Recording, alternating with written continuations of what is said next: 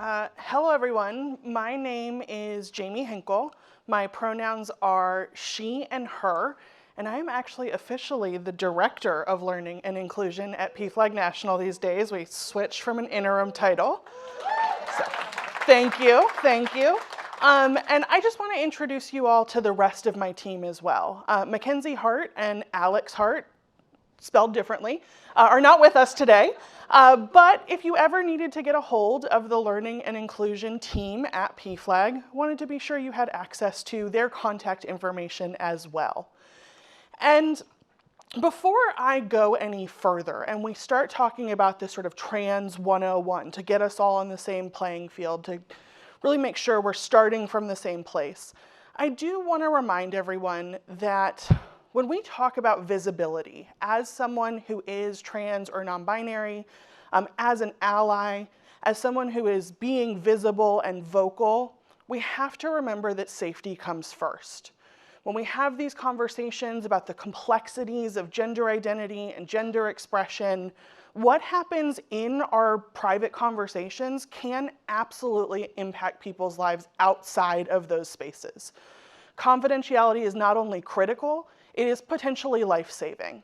And I really want to encourage you all, if you ever find yourself in a position where you or someone that you deeply care for is in physical danger, please remove yourself from that situation as quickly as possible. And with that heavy out of the way, I do want to tell you all a little bit more about PFLAG. This is the organization that I am representing today. We were founded in 1973. We actually just celebrated our 51st birthday, though I think we don't look a day over 25.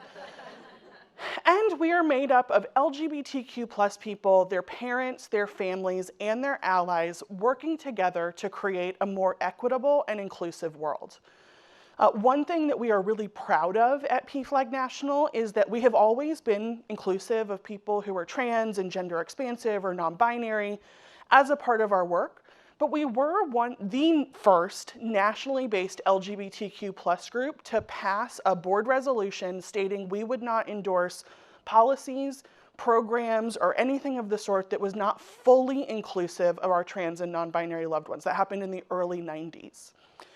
If you ever find yourself in a position where you're thinking, I need support from an organization like PFLAG, or maybe somebody in my life does, the easiest way to get involved is to connect with your local chapter. We have more than 400 across the United States.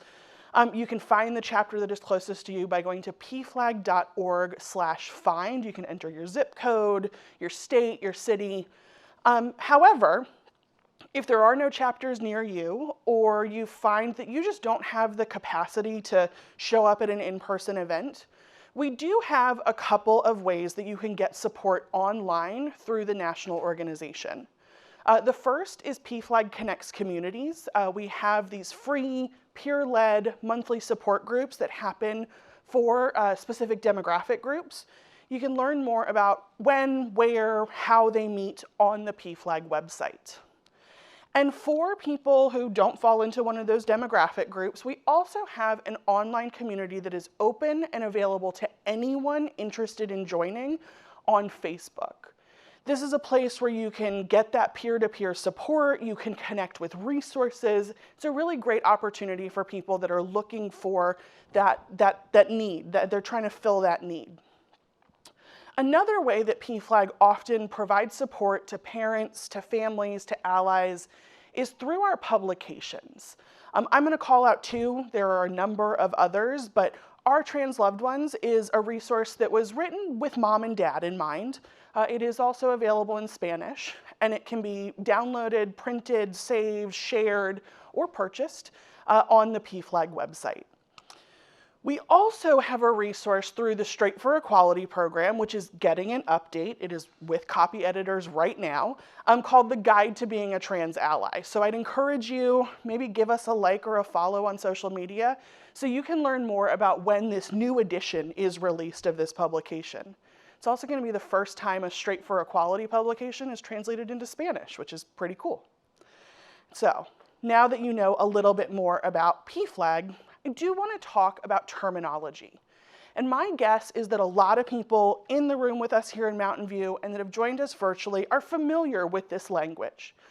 But I want to be sure we're all starting from the same place and also give you all one more way that you might be able to explain this terminology to other people should you be called on to do so. I think for a lot of allies, being comfortable, confident with this language, being able to explain it to others is not only a really effective way to demonstrate allyship, it also takes the burden off of people who are trans and non-binary to always be the ones that are explaining this language to others.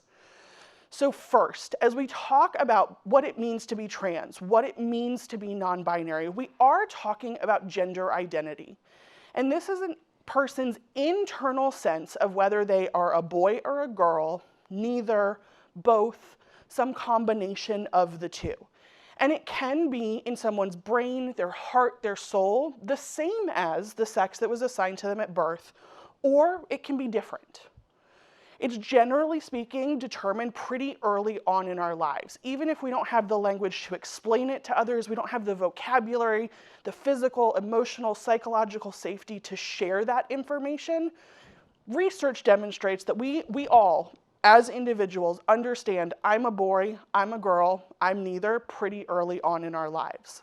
And every single person has a gender identity, has that internal sense of self. This is not just something that applies to people who are trans and non-binary.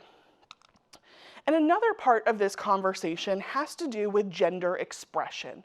And these are all of the different ways that we express our gender to the world around us. It's the clothes we wear, whether we wear makeup, how we wear our hair, whether we paint our nails, our mannerisms, the tone of our voice, characteristics of our body. It's the way that we express our gender to the world around us. And most societies have a shared understanding of what it means to express yourself in a masculine way, or in a feminine way, or perhaps in a more androgynous way. And I think there are a couple of really important things to call out about this. Like one, gender expression is not always going to neatly line up with a society's expectations of gender. I think we can all imagine women who wear pants, men who paint their nails, like those men who wear their hair long. It doesn't necessarily say anything about their gender identity. They're just defying expectations in some ways. And not everyone is in a position where they can safely express their gender identity. They might not have the means or the opportunity or the safety to do so. So we shouldn't make assumptions based on how somebody is expressing their gender about their gender identity. And again, we all have a gender expression. We make decisions about how we are going to express ourselves to the world every single day when we get up and we get ready for our days. Now, other words that often come up in this conversation about gender identity and expression: cisgender. This is an adjective.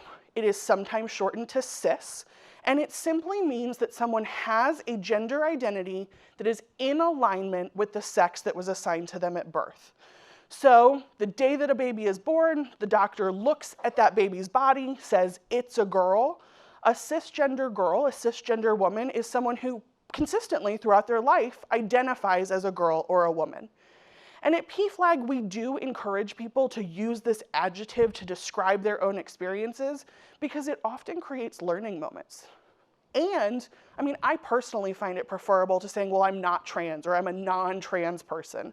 Just feels a little bit better to me.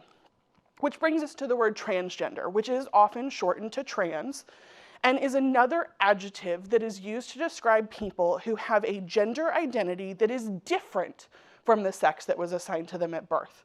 So when we talk about a woman who is transgender or a trans woman, we're talking about someone who on the day they were born, the doctor said, it's a boy. But that person said, nope, that's not right. I'm a girl, I'm a woman.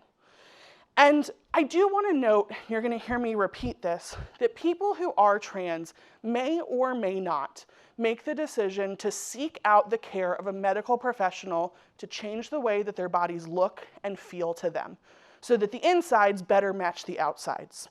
That is not the case for everyone.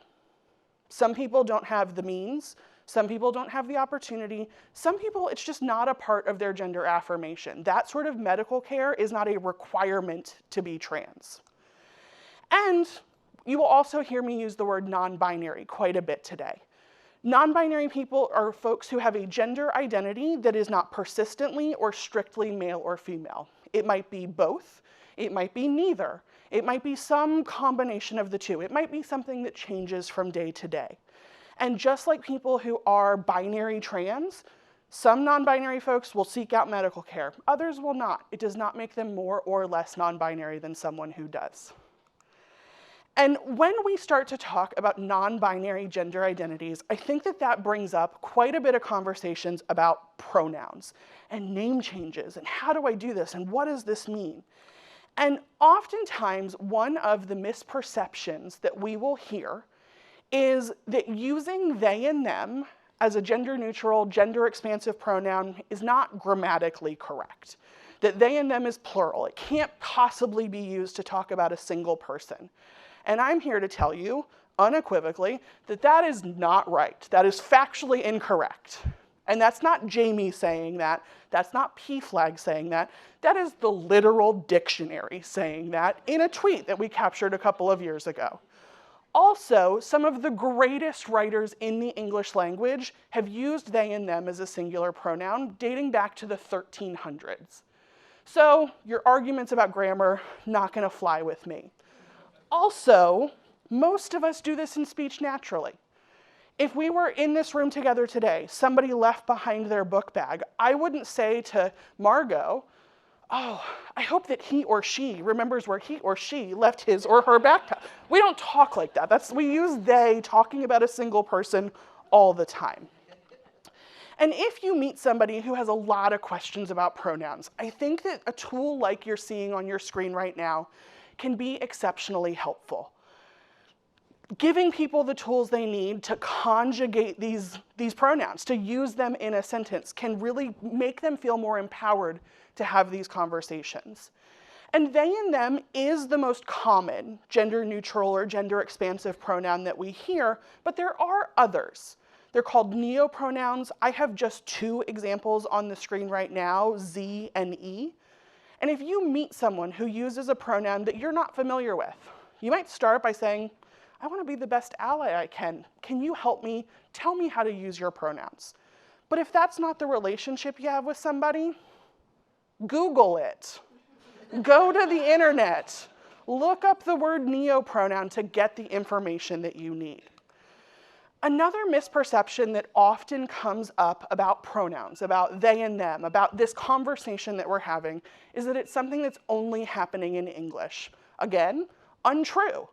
There are examples of languages spoken all across the globe where people are navigating this. They're trying to figure this out. They're trying to find ways to be more inclusive of varied gender identities and gender expressions in their language. I have just a couple of examples on the screen right now. And I think as allies in this space, one of the things that we can do is encourage people to do better and to give them ways that they can potentially practice using pronouns in a way that makes people feel affirmed and seen and supported. And at PFLAG, we encourage people to introduce yourself using your own pronouns. Hi, my name is Jamie, my pronouns are she and her. Doing that simple action lets people know that I'm an ally, that this is an issue that I care about, that they can share their pronouns if they'd like to, and it slows me down a little bit so that I'm listening and I'm picking up on the pronouns that people use to describe themselves, their relationships, and all sorts of other things. We also encourage people to, if you're not sure how somebody identifies, consider defaulting to they and them, or even just the person's first name until you have more information, until you know for sure how they identify. One of the things that I did personally, like in my real life, is try using they and them in those moments where stakes are low. And what I mean by that is oftentimes, with her permission, when I'm talking about my sister, I will use they and them pronouns. So if I was telling Eli about a conversation I had with my sister over the weekend, I might say, oh yeah, Caitlin and I were talking and they were telling me about their daughter's field trip that's coming up. And so I'm using they and them. So when it truly makes a difference, when it really does matter, it feels just as a regular part of speech as it would for me to use he or she. It's just getting that practice in, exercising that muscle. And a lot of PFLAG families, as they're encouraging people to get better with pronouns, will also find ways to get creative. You know, if they mistakenly misgender a young person, they might try a role play to get it right. They might write a story about that young person on paper or on their keyboards using the correct pronoun to get that practice in. They might even make a misgender jar that's like a swear jar that you keep at home. Every time you slip up, put $1 in the jar. Like, there are ways to practice. There are ways to be creative in this. And I think we also need to teach people how to recover, because this is a nuanced conversation. You are going to make mistakes. I have worked at PFLAG for 16 years, and I still sometimes will slip up. I'll use the wrong pronoun when I'm talking about someone or with someone. And what matters in those moments is that I recover in a way that is appropriate and apologizes and takes responsibility for my actions. So if you find yourself in a situation where you've mistakenly used the wrong pronoun, the first thing you're gonna do is acknowledge your error and say, my goodness, I'm really sorry I didn't get that right. Then you're gonna use the correct word or pronoun. What I meant was they. You're gonna commit to doing better and say, I'm gonna do my best to be sure that doesn't happen again. And then you're gonna keep going with whatever you were talking about before you made the mistake. Because you don't wanna make the next 10 minutes about how sorry you are and how bad you feel and what a good ally you really are. Because that centers you in the mistake and not the person who has just been misgendered. And that is not an okay thing to do. One more thing that comes up is a person's dead name. Dead naming is using someone's name before their transition, whether intentionally or not. And we at PFLAG absolutely encourage people to avoid this practice. It causes trauma, it causes stress, it is not okay. And you might also hear dead names referred to as someone's birth name, their given name, their old name. Don't do it, don't use it. And many of the skills that we learn when it comes to practicing and recovering when we've made a mistake with someone's dead name, we learn from the mistakes or the lessons about pronouns. And before we start to talk about some ally behaviors, I do want to dispel just a few more myths. So, if you are somebody, you're in conversation with people you work with family, with anybody else, and they're like, this is all so sudden. Everyone all of a sudden identifies as trans or non-binary. Back in my day, there were only 2 genders. I'm here to tell you, again, factually inaccurate. There are examples of people who we would now describe as trans or non-binary, dating back as long as human history has been written about. There are pharaohs that we would likely, pharaohs from ancient Egypt that we would likely have described as trans or non-binary. So not sudden at all. It's been a part of human history forever. Also, I think that rather bemoaning this fact that more and more people are identifying in the way that they identify, we should celebrate it. Because what that means is we have created space and community and family and schools and workplaces where people feel confident enough. They have the language that they need. They see trans and non-binary elders that they can look up to in media and in their personal lives. That's something we should celebrate. Another piece of misinformation that many of us hear is that this is just a trend. This is just a phase. Eventually, this fad is going to die out. And again, I would dissuade people from that idea because it's factually incorrect. And people who are trans and non-binary are in no way confused about who they are. They have spent more time thinking about their gender identity and expression and how they relate to the world than most people. But I also say to that, let's say that you are right. I don't think you are.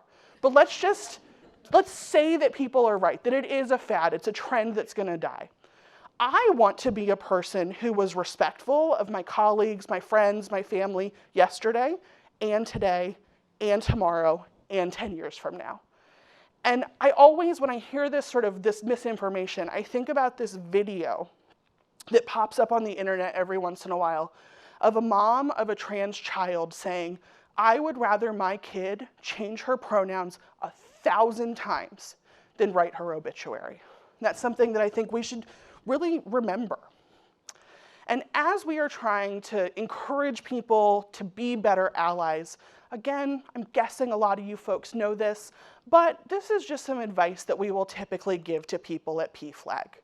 And the first is, don't assume anything about other people's gender identity or their sexual orientation. Wait until people share that information with you. And one of the ways that you can do that is by being mindful of your word choices. I am not going to ever get up in front of a room like this one and say, welcome, ladies and gentlemen, because that excludes anyone in the room that doesn't identify as a lady or a gentleman. And so I'm going to be mindful of my word choices. Things like friends, guests, kittens was something one of my colleagues used to do. Y'all, folks, there are ways that we can be mindful of our word choices. And that will often put us in a position where we can create and take advantage of learning moments. Because people will say, well, why'd you use that word? Why didn't you say it this way? It gives you the opportunity to answer those questions. It also gives you the opportunity to interrupt unkindness. Because sometimes we hear people, they're using outdated terminology, that are spreading misinformation, that are just downright being mean. And if we're modeling this good behavior, if we're correcting our mistakes, if we're using inclusive language, we can interrupt that unkindness and say, you know what? That's not okay with me. That's not okay at Intuit. That might happen in the moment. If you're a little bit more introverted, it might happen after the fact. But there are lots of ways that we can interrupt that unkindness and start to vocalize and visualize inclusion and explain why we're wearing the pronoun pin, why we shared our identities as a part of a conversation. We can vocalize this, make it an everyone conversation and not a just LGBTQ+, or not just a trans and non-binary conversation. I also think as allies, one of the things that we can do is make sure that we are creating space and elevating the voices of people who hold these identities. Give people the opportunity to share their own stories. And of course, again, I think y'all know this, but if you are engaging with new allies, people who are starting their journeys, a couple of no-nos. First, if you're talking with someone who identifies as trans or non-binary, don't ask them to see pictures before their transition or what their name used to be. It's none of your business. And I'm not saying like, Jamie said I couldn't see them if someone offers you that information, but don't ask. And I can't believe I have to say this to a room full of adults in the year 2024, but do not, under any circumstance, ask your colleagues who are trans and non-binary, or anybody, about their genitals, about their medical status, or about their transition plans. It is none of your business. It is a privacy violation. It is potentially a HIPAA violation. It could be construed as sexual harassment in many cases. Just don't do it. It's none of your business. Now, a little bit more complicated. Don't try to compliment people by saying, I never would have known. You look like a real man, my goodness. Because while you might think to yourself, I'm saying something kind, this person, their transition has gone extraordinarily well, they pass. What somebody hears is often, you're trying to trick me. You're not really who you say you are, and that's not an okay thing to do. We also can't provide helpful suggestions. Oh, I bet if you wore makeup more often, if you cut your hair, if you dressed a little bit differently, that you'd pass better. People wouldn't misgender you so often. That's gender policing. It's not okay. It's never okay, so don't do that. And last but not least, don't tolerate outing. If you hear somebody that you work with, somebody in your personal life, that is sharing information about somebody else's gender identity, about somebody else's sexual orientation, the first thing you've got to do is shut that down. Say, hey, I don't know if Jamie'd like you sharing that information with other people. And if it keeps happening, that is absolutely something that you need to elevate to your supervisor, to their supervisor, to Pride, to HR, something, because it is potentially dangerous to out people in that way. And so with that, we've got about 5 minutes left in our time. And I'm going to invite Margot to the stage with me to handle a couple of questions. Throwing iPads around. While we get ready, I do also just want to let folks know that all of the links that I included in today's presentation, as well as a handful of additional resources, are available for you all at the Straight for Equality website. So, Margot, questions? Yes, let's dive in. And first of all, thank you, Jamie, so much for this amazing, interesting, and very educational session to kick us off today. So let's start diving a little bit deeper into pronouns. You shared how to use neopronouns and how to practice using pronouns maybe you're not used to. How would you advise us to refer to somebody who uses multiple pronouns? It's a great question, and I think that there's no simple answer. In most cases, in my experience, when I see someone include multiple pronouns, so she and they, or they and he, or whatever combination of pronouns that they have shared, I feel like it's really important for me to ask the question, what does that mean for you? How should I be using your pronouns? Have that one-on-one conversation. In my personal experience, most of the time, I have found that people list the pronoun they are most comfortable with first, and that is really what they would like people to use, but they're comfortable with anything that they list second or third. But that's not every case. Margot, I know that you shared there were another example of how that might show up for people. Yeah, I've had friends who use any pronouns, he, she, or they, and they've actually told me that basically they prefer that I use all pronouns. So I would say something like, his hair looks so cute when she wears it like that. I wish they could style my hair too. And just to kind of show their full identity in just everyday language. Yeah. So again, that's just an illustration of sometimes the platinum rule applies. The best way you know how to demonstrate respect is simply to ask and to treat people the way that they want to be treated, not the way that you want to be treated. We have another question here on gendered colloquialisms like you guys or dude. What are your thoughts on using that sort of language, and do you have any alternatives that you would suggest we use instead? Yeah, my advice is to avoid language like that. And I know it's hard. I come from the mid-Atlantic. You guys was sort of ubiquitous in conversation.